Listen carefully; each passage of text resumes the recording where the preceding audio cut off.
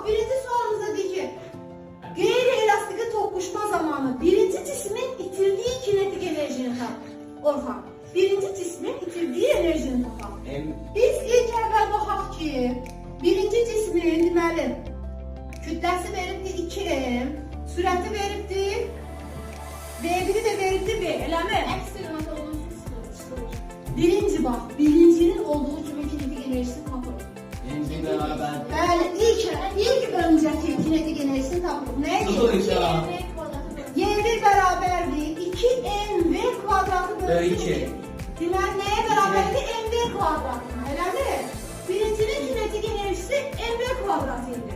Sonra deyir ki, toqquşandan sonra birinci kinetik enerji nə qədər itti? Birincinin kinetik enerjisi nə qədər itti deyir? Deməli, birinci mv kvadrat bölünsün 2'ye bərabər edir. İndi biz qeyri-elastik toqquşma zamanı onların sürətini tapsaq, eləyir nə? Eləyir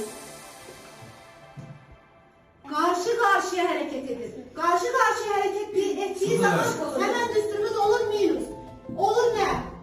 2 grafikinə görə biz çəkili zamanın asılı grafikini almağa çalışaq. İndi birinci növbədə baxırıq ki, deyir ki, şaquli yuxarı hərəkət edir.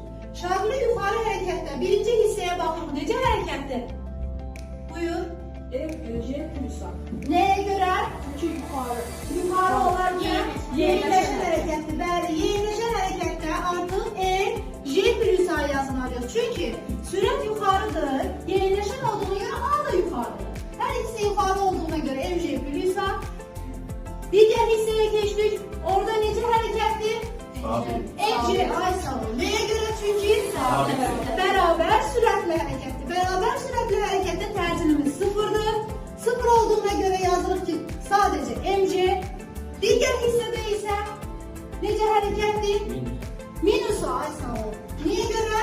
Yavaşlayan hərəkətdir. Şaquli yuxarı hərəkət edir. Yavaşlayan